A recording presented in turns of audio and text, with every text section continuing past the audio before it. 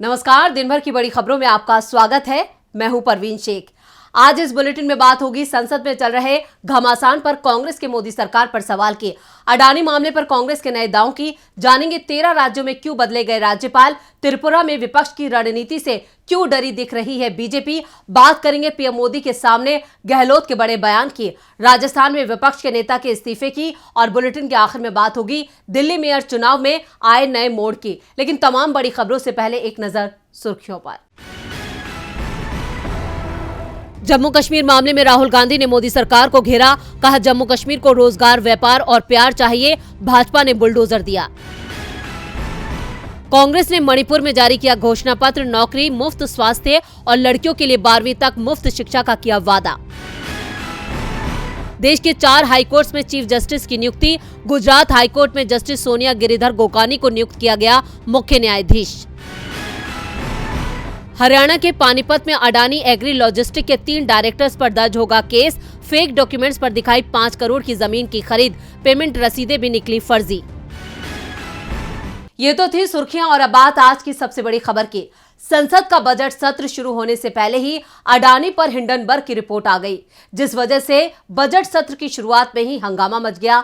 3 दिन तक विपक्ष ने चर्चा की मांग करते हुए संसद को ठप रखा, लेकिन सरकार चर्चा को तैयार नहीं हुई। इसके बाद विपक्ष ने राष्ट्रपति के अभिभाषण पर धन्यवाद प्रस्ताव के दौरान ही अडानी मुद्दा उठा दिया। लेकिन सरकार को अडानी के नाम से ही परेशानी दिख रही है, इसलिए कांग्रेस नेताओं के भाषण पर दोनों ही सदनों में कैंची चला दी गई, जिसे लेकर कांग्रेस ने सवाल उठाए हैं। मोदी सरकार में विपक्ष की आवाज को संसद के अंदर और बाहर दोनों जगह दबाया जा रहा है। संसद के अंदर उसके बयान रिकॉर्ड में नहीं लिए जाते, तो बाहर दिए गए बयान मीडिया की हेडलाइन से गायब कर दिए जाते हैं। कांग्रेस नेता और राज्यसभा सांसद अभिषेक मनु सिंघवी ने कहा कि सरकार लोकतंत्र में भरोसा नहीं रखती, ये सिर्फ तानाशाही सरकार है। सरकार ने अब संसद में विपक्षी सदस्यों को डराने की प्रक्रिया शुरू कर दी है। मोदी सरकार चाहती है कि संसद के अंदर सत्ता पक्ष और विपक्ष के बीच टकराव चले और टकराव बना रहे, क्योंकि सरकार संसद में चर्चा में विश्वास नहीं करती, इसलिए टकराव के सहारे वो चर्चा को टालने की कोशिश में जुटी है। राहुल गांधी और मल्लिकार्जुन खड़गे के संसद में दिए भाषण को काटे जाने पर सिंघवी ने कहा, जो शब्द काटे गए हैं उसमें कोई गैर संसदीय शब्द बता दे, मानहानि वाले कोई शब्द बता दे, ये क्या प्रक्रिया थी। राहुल गांधी और खड़गे ने तथ्यों के आधार पर बोला है, संसद में क्या सवाल भी नहीं पूछा जा सकता। संसद हमारे गणतंत्र का मंदिर है, ऐसे में तो संसद में डिबेट ही खत्म हो जाएगी, हम सबको इसे बचाना होगा। सिंघवी ने कांग्रेस की राज्यसभा सदस्य रजनी पाटिल को पूरे सत्र से निलंबित किए जाने के मामले में भी चिंता जताई। उन्होंने कहा कि रजनी पाटिल का निलंबन तानाशाही का एक अभूतपूर्व उदाहरण है। पाटिल पर आरोप लगाया गया कि राज्यसभा में कार्रवाई के दौरान वीडियो रिकॉर्डिंग कर रही थी, बिना कारण बताओ, बिना कोई नोटिस दिए उनको निलंबित किया गया है। रजनी को जवाब देने का भी समय नहीं दिया गया, जांच शुरू होने से पहले ही निलंबन कर दिया। ये पक्षपात सरकार के दबाव से किया गया है, ये एक तरफा फैसला है, सभी जनतांत्रिक नियम के भी खिलाफ है। अडानी मुद्दे पर बैकफुट पर आई मोदी सरकार अपने बचाव के लिए एक खास रणनीति पर काम कर रही है। इधर रणनीति तो कांग्रेस ने भी मोदी सरकार के खिलाफ बनाई है। कांग्रेस ने बीजेपी को जवाब देने के लिए आर पार की लड़ाई का मूड बना लिया है, जिसके लिए कांग्रेस एक मास्टर प्लान तैयार किया है। तो क्या है कांग्रेस का प्लान, देखते हैं ये रिपोर्ट। लोकसभा में राहुल गांधी ने अडानी और पीएम मोदी के रिश्तों को लेकर कई सवाल पूछा कि अडानी से पीएम का रिश्ता क्या कहलाता है। दोनों की एक साथ बैठे हुए फोटो दिखाई तो कांग्रेस अध्यक्ष और राज्यसभा में नेता विपक्ष मल्लिकार्जुन खड़गे ने सदन में अडानी मामले में पीएम मोदी को घेर लिया। खड़गे ने शेर और शायरी के जरिए अपनी बात रखी, लेकिन दोनों ही सदनों में कांग्रेस नेताओं के भाषण का बड़ा हिस्सा सदन की कार्रवाई से निकाल दिया गया। लेकिन कांग्रेस ने साफ कर दिया है कि सरकार की मंशा अगर टकराने की है तो वो भी पीछे नहीं हटेगी। इसलिए मल्लिकार्जुन खड़गे के बयान का जो भी हिस्सा सदन की कार्रवाई से निकाला गया, खड़गे ने वो पूरा भाषण झारखंड में हुई रैली के दौरान फिर से लोगों के सामने सुना दिया। कांग्रेस ने भी अपने सोशल मीडिया अकाउंट पर संसद की कार्रवाई के उन अंशों का वीडियो अपलोड किया है जिसे असंसदीय मानकर लोकसभा अध्यक्ष और राज्यसभा के सभापति ने सदन की कार्रवाई से हटा दिया है। जिन बातों को सदन की कार्रवाई से निकाला गया उसे कांग्रेस ने जारी कर देशवासियों के सामने रखा है और सवाल किया है कि इसमें असंसदीय क्या है। दरअसल संसद की कार्रवाई से अडानी को लेकर उठाए गए सवालों से जुड़ी बातें हटा दी गई हैं। कांग्रेस ने इसे लेकर ट्वीट किया है कि पीएम मोदी से अडानी मामले में जवाब का इंतजार है, कुछ ऐसा जिसका इंतजार पूरा देश कर रहा है। कांग्रेस ने साफ कर दिया है कि अगर सरकार अडानी मामले में निष्पक्ष कार्रवाई नहीं करती है तो कांग्रेस भी अपने कदम पीछे नहीं हटाएगी, जरूरत हुई तो टकराव के रास्ते पर बढ़ेगी।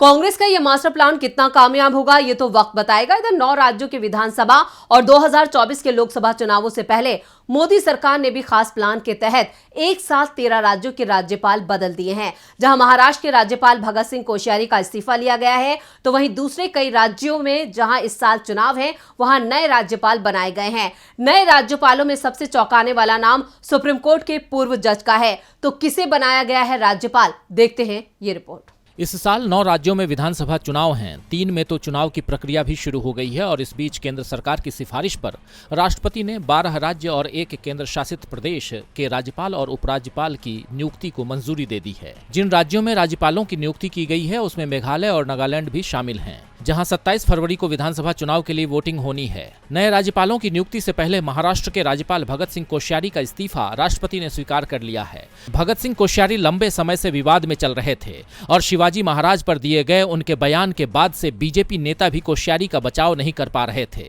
नए राज्यपालों में सबसे चौंकाने वाला नाम सुप्रीम कोर्ट के रिटायर्ड जज जस्टिस एस अब्दुल नजीर का है, जिन्हें आंध्र प्रदेश का राज्यपाल बनाया गया है। जस्टिस नजीर पिछले महीने 4 जनवरी को ही रिटायर हुए थे। वो 9 नवंबर 2019 को अयोध्या विवाद में राम मंदिर के पक्ष में फैसला देने वाली 5 सदस्यीय बेंच में शामिल थे। इसके अलावा 3 तलाक और नोटबंदी पर फैसला देने वाली बेंच में भी जस्टिस नजीर शामिल थे। जस्टिस नजीर के अलावा राजस्थान में नेता विपक्ष गुलाब चंद कटारिया को भी राज्यपाल पद की जिम्मेदारी सौंपी गई है। उन्हें असम का राज्यपाल बनाया गया है। नए राज्यपालों में लेफ्टिनेंट जनरल केटी परनायक अरुणाचल प्रदेश, लक्ष्मण प्रचार आचार्य Sikkim, CP Radhakrishnan Jharkhand, Gulab Chand Kataria Assam, justice S Abdul Nazeer Andhra Pradesh और शिव प्रताप शुक्ला को हिमाचल प्रदेश की जिम्मेदारी सौंपी गई है। इसके अलावा 7 राज्यपालों का राज्य बदला गया है, जिनमें से retired brigadier doctor BD Mishra को अरुणाचल प्रदेश के राज्यपाल की जगह अब लद्दाख का उपराज्यपाल बनाया गया है। बाकी के राज्यपालों में फागू सिंह चौहान को मेघालय से महाराष्ट्र, राजेंद्र विश्वनाथ आर्लेकर को हिमाचल प्रदेश से बिहार, अनुसुईया उइके को छत्तीसगढ़ से मणिपुर, रमेश बैस को झारखंड से महाराष्ट्र, एलन गणेशन को मणिपुर से नागालैंड और बिस्वा भूषण हरिचंदन को आंध्र प्रदेश से छत्तीसगढ़ का राज्यपाल बनाया गया है।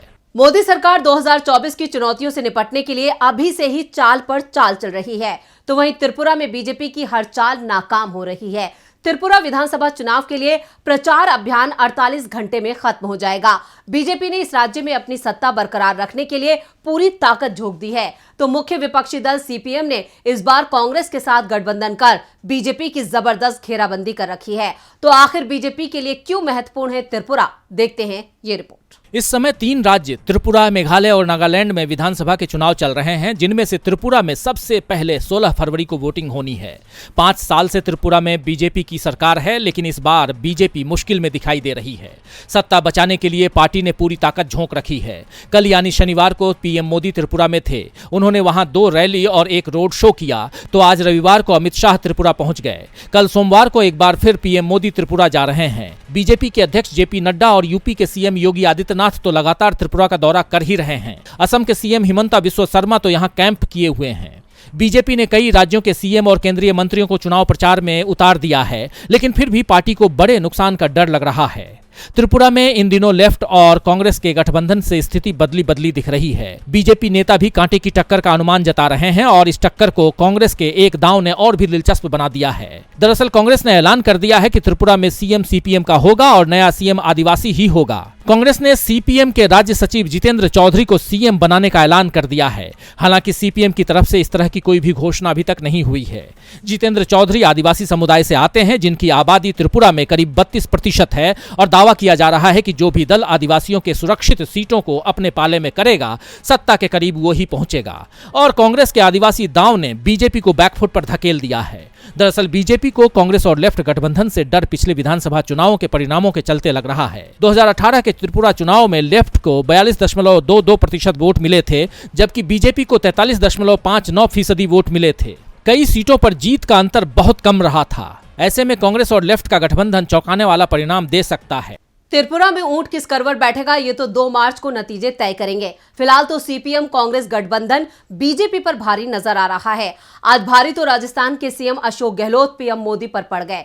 PM मोदी आज राजस्थान के दौसा में दिल्ली मुंबई एक्सप्रेसवे के एक हिस्से का उद्घाटन करने पहुंचे थे, जहां इस दौरान PM मोदी केंद्र सरकार के कामों का बखान करते नजर आए, तो वहीं दूसरी तरफ CM अशोक गहलोत ने पूर्व PM मनमोहन सिंह की तारीफ करते हुए केंद्र की कमियां गिना दी। जब जब चुनाव करीब आते हैं तो राजनेता इशारों में अपनी बातों से एक दूसरे पर वार पलटवार करते हैं। अब जब देश के सबसे अहम राज्य राजस्थान में विधानसभा के चुनाव होने जा रहे हैं तो दिग्गजों का एक दूसरे को घेरना तो लाजमी है। आज दिल्ली मुंबई एक्सप्रेसवे के एक हिस्से के उद्घाटन समारोह के दौरान पीएम मोदी और सीएम गहलोत भी इशारों में एक दूसरे पर चुटकी लेते नजर आए। दरअसल आज पीएम मोदी ने दिल्ली मुंबई एक्सप्रेसवे का उद्घाटन किया। इस दौरान उन्होंने केंद्र की जमकर तारीफ की। वहीं अशोक गहलोत ने भी पूर्व पीएम मनमोहन के कामकाज का जिक्र कर मोदी सरकार की घेराबंदी कर दी। कार्यक्रम को संबोधित करते हुए गहलोत ने पूर्व प्रधानमंत्री अटल बिहारी वाजपेयी की सड़क से जुड़ी योजनाओं को भी याद किया। उन्होंने कहा कि भारत सरकार रोड विकास का काम कर रही है। मैं समझता हूं कि वाजपेयी के वक्त से ये शुरू हुआ था। उन्होंने देश का नक्शा बदल दिया, इसमें कोई संदेह नहीं है। इसके अलावा मनमोहन सिंह के उदारीकरण का भी काफी योगदान है। देश में तेजी से विकास का काम हो रहा है, ये मनमोहन सिंह के उदारीकरण का ही परिणाम है। सीएम गहलोत ने अपनी सरकार की उपलब्धियां गिनाते हुए कहा कि राजस्थान तेजी से तरक्की कर रहा है। पिछले 4 सालों में राजस्थान में हमारी सरकार करीब 1 लाख किलोमीटर सड़क बनाने की दिशा में काम कर रही है। अभी करीब 54,000 किलोमीटर सड़क बनाने का काम चल भी रहा है। राजस्थान सरकार ने 30,000 करोड़ रुपए का बजट सड़क और आधारभूत ढांचे के लिए रखा है। यही कारण है कि भारत सरकार के सर्वे के अनुसार राजस्थान की विकास दर दूसरे नंबर पर आई है। सीएम गहलोत ने अपने बयान में सरकार की जमकर तारीफ की, जिसके तीखे तीर सीधा मोदी सरकार को चुभे हैं। पीएम मोदी के सामने उनकी ही सरकार की आज सीएम गहलोत ने जबरदस्त फजीहत कर दी। इधर राजस्थान में बीजेपी को अब नए सिरे से नेता विपक्ष का चुनाव करना पड़ेगा। विधानसभा में बीजेपी विधायक दल के नेता और नेता प्रतिपक्ष गुलाब चंद कटारिया किसी भी वक्त अपने पद के साथ ही विधानसभा की सदस्यता से कभी भी इस्तीफा दे सकते हैं। तो क्यों कटारिया छोड़ रहे हैं विधायक पद और किसे मिल सकता है विधानसभा में नेता विपक्ष की कुर्सी, देखते हैं ये रिपोर्ट। राजस्थान में बजट सत्र चल रहा है। राज्य के सीएम और वित्त मंत्री अशोक गहलोत राज्य का बजट पेश कर चुके हैं, लेकिन बजट पर चर्चा शुरू होने से पहले ही राज्य में नेता विपक्ष को बदलने की नौबत आ गई है। दरअसल नेता विपक्ष गुलाब चंद कटारिया को असम का राज्यपाल बना दिया गया है, जिसके बाद अब नेता विपक्ष अपने पद से जल्दी ही इस्तीफा दे देंगे। बीजेपी के अंदर अभी से ही इस पद को लेकर दौड़ शुरू हो गई है। राज्य में इसी साल के अंत में विधानसभा चुनाव होने हैं और ये माना जा रहा है कि जिसे नेता विपक्ष की कुर्सी दी जाएगी उसका दावा सीएम उम्मीदवारी को लेकर मजबूत हो जाएगा। इसीलिए पूर्व सीएम वसुंधरा राजे सिंधिया और बीजेपी के प्रदेश अध्यक्ष सतीश पुनिया दोनों ही अभी से इस पद को लेकर अपनी अपनी दावेदारी पेश करने की तैयारी में जुट गए हैं। विधानसभा में विपक्ष के उपनेता राजेंद्र राठौड़ भी इस दौड़ में शामिल हो गए हैं। विधानसभा की बीजेपी के सचेतक जोगेश्वर गर्ग और प्रदेश महामंत्री मदन दिलावर का नाम भी चर्चा में है। ये तय माना जा रहा है कि बीजेपी जिसे भी विधायक दल का नेता बनाकर नेता प्रतिपक्ष की जिम्मेदारी देगी उसका दावा सीएम उम्मीदवारी को लेकर भी मजबूत हो जाएगा। राज्य बीजेपी में बढ़ती गुटबाजी के चलते पार्टी हाईकमान के लिए किसी एक नाम को चुनना आसान नहीं होने वाला है। इसी के चलते इस बात के भी संकेत मिल रहे हैं कि पार्टी विधायक दल के नेता का चुनाव ही न करे और उपनेता राजेंद्र राठौर को ही विपक्ष के नेता की जिम्मेदारी सौंप दे। अगर ऐसा होता है तो ये वसुंधरा राजे सिंधिया के लिए बड़ा झटका माना जा सकता है। और बुलेटिन के आखिर में बात दिल्ली मेयर चुनाव की। राजधानी में मेयर को लेकर घमासान जारी है। आम आदमी पार्टी और बीजेपी कार्यकर्ताओं ने सड़कों पर उतरकर एक दूसरे के खिलाफ प्रदर्शन किया। दोनों पार्टियों ने एक दूसरे पर चुनाव में देरी का आरोप लगाया। वहीं अब दिल्ली उपराज्यपाल ने मेयर चुनाव की तारीख का ऐलान कर दिया है। देखते हैं ये रिपोर्ट। दिल्ली में पिछले 2 महीनों से मेयर को लेकर आम आदमी पार्टी और बीजेपी के बीच लड़ाई जारी है। सिविक सेंटर से लेकर सड़क तक की लड़ाई ने काफी बवाल मचाया। फिलहाल अब मेयर चुनाव के लिए एक बार फिर तारीख तय कर दी गई है। दिल्ली के उपराज्यपाल वीके सक्सेना ने 16 फरवरी को दिल्ली के मेयर, डिप्टी मेयर और स्थायी समिति के सदस्यों के चुनाव कराने का प्रस्ताव को मंजूरी दे दी है। आपको बता दें कि एमसीडी अब तक 3 बार मेयर चुनाव कराने में नाकाम रही है। मेयर चुनाव कराने के लिए जब भी सदन की बैठक बुलाई गई, हर बार सदन में पार्षद हंगामा करते और कार्यवाही को स्थगित कर दिया जाता। मेयर चुनाव नहीं होने के मामले को लेकर आप की पार्षद शैली ओबराय ने सुप्रीम कोर्ट में चुनौती दी थी। सुप्रीम कोर्ट ने याचिका पर सुनवाई करते हुए उपराज्यपाल, पीठासीन अधिकारी और अन्य को नोटिस जारी किया था। फिलहाल मेयर चुनाव की तारीख तय हो गई है, तो अब देखना होगा कि क्या दिल्ली वालों को इस बार मेयर मिल पाएगा या उन्हें और लंबा इंतजार करना पड़ सकता है। डीबी लाइव की रिपोर्ट। तो आज इस बुलेटिन में बस इतना ही। देखते रहिए डीबी लाइव। नमस्कार।